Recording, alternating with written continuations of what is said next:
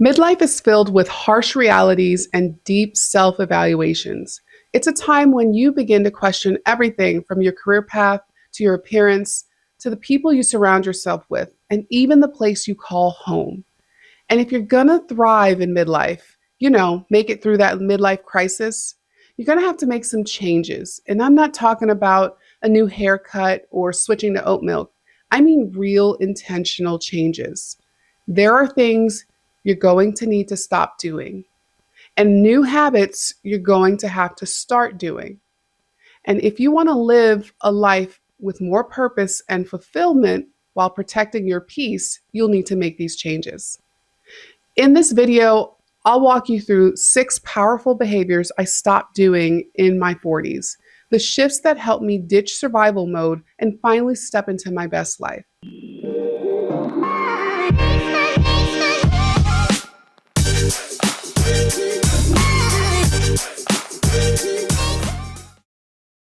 Hey there, welcome back to my channel. And if you're new here, I'm Farrah Hylton, author of the workbook, It's Time to Get Your Act Together, and your guide to living a life that feels as good on the inside as it looks on the outside. And listen, midlife is a season of transformation. It can be messy. Yes, it can be scary, but with the right mindset and a few bold action steps, it can also be incredible. So let's dive into these 6 changes that help me reclaim my peace, redefine success, and finally show up as my full self. Let's get into it. Number 1, I stopped caring what other people think. Society has a funny way of pulling you into these norms and beliefs you don't even realize you signed up for. We end up thinking we need to act or look a certain way just to keep others happy or avoid the judgment or side eye. For me, this meant constantly stressing about whether I was dressed right for my age, always second guessing if my outfit was too casual, too trendy, or didn't match up with what people expected. It also meant worrying about not wearing makeup on a Zoom call or in a selfie, wondering if people would think I looked unpolished or not put together enough. Even in meetings, I'd hesitate to share my thoughts, afraid my ideas might be dismissed or that I'd come off as too pushy. These little moments added up and really shaped how I approached both work and life. I can't quite put a finger on exactly when it happened, but somewhere in my early 40s, I just stopped caring what other people thought. The endless pursuit of validation and approval will drain your energy. Life is far too short to waste on trying to please everyone, especially when it's an impossible task. I've learned to let go of the expectations and norms imposed by society and embrace my unique self.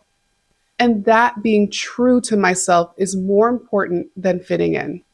Number 2, I stopped criticizing others. Do you know those people who always have something to say about everything? She shouldn't be wearing that. Her makeup is too heavy. Her house is ugly. I'd never let my kids do that. That song is terrible. He can't sing. Their car is too old. Why would anyone live in that neighborhood? His haircut looks ridiculous. That used to be me. Yeah, I was that person. Awful. I got tired of hearing myself criticize others. Remember when I mentioned that midlife is a time for self-reflection? Well, I realized if I truly want to live my best life, I can't allow negative energy to surround me or come from me. That's when I made the decision to focus on positivity and gratitude.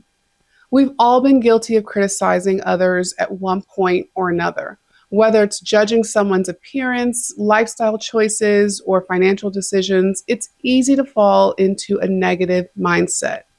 But as we enter midlife and reflect on our lives so far, this negativity mindset only holds us back from truly living our best life. It's a slippery slope that can lead to self-doubt, comparison, and ultimately unhappiness. So now I say to myself, if it makes you happy, I support it. You like it, I love it.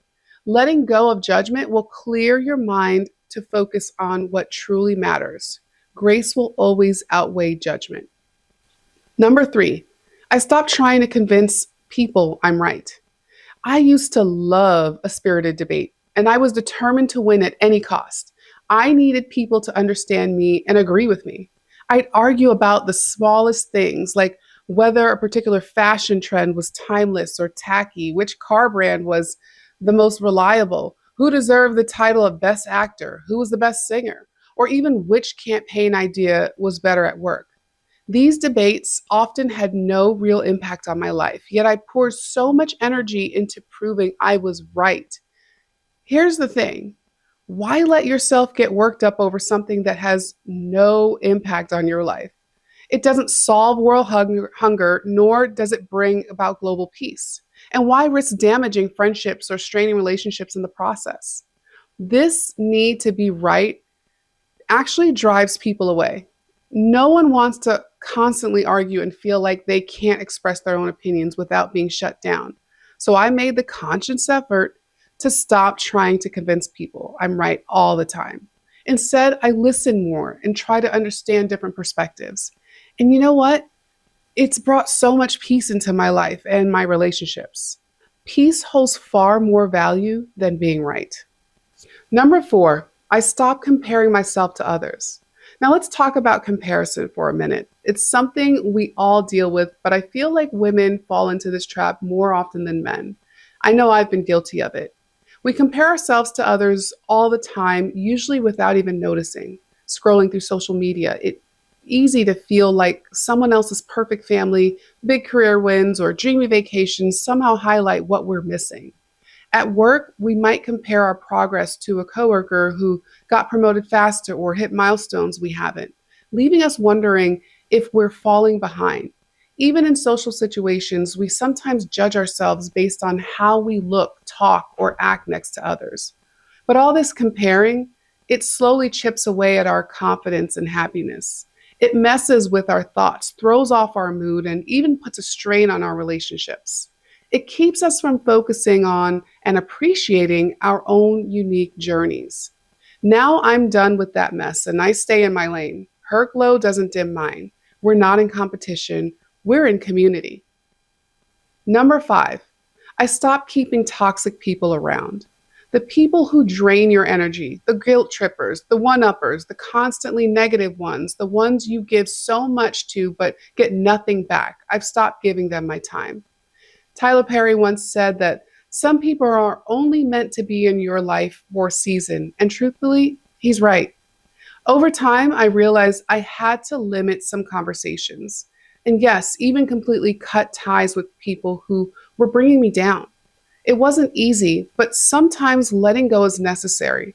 Accepting loss and choosing to move forward allows us to focus on reaching a healthier, happier place. Relationships evolve. Some flourish, some remain stagnant, and some deteriorate. That's life. I've come to terms with this and I've made peace with it, and that's okay. It's not always easy, but stepping back or even cutting ties with toxic relationships is key to your personal growth and well-being. I now choose to surround myself with people who uplift and inspire and bring positivity in my life. These relationships nurture my growth and serve as a powerful reminder of the importance of mutual respect and understanding. Number six, I stopped chasing titles and money. By 35, I plan to become a director, earning at least 100,000. By 45, a VP, earning at least 200,000. Goal achieved. But what I didn't anticipate was the immense sacrifice it would take to reach those goals and salaries. The job descriptions just never seem to mention that. We've all heard of the saying, more money, more problems. But it's not just problems, it's stress, burnout, and sacrificing your personal time relationships for a bigger paycheck. And for what? To hit some title or income level that society says means you've made it. Here's the thing. When I became a wife, a mom, and a caregiver to aging parents, my perspective completely changed. Time with my family and friends, and even just time for myself, became much more important. After years of chasing titles and paychecks, I redefined what success and happiness meant for me. For me, success is about finding fulfillment in both your career and personal life while having enough financial stability to live comfortably. It's about enjoying the process of reaching your goals instead of being laser focused on the finish line. So I decided to stop obsessing over titles and money and instead focus on work that makes me happy and allows me to make a positive impact.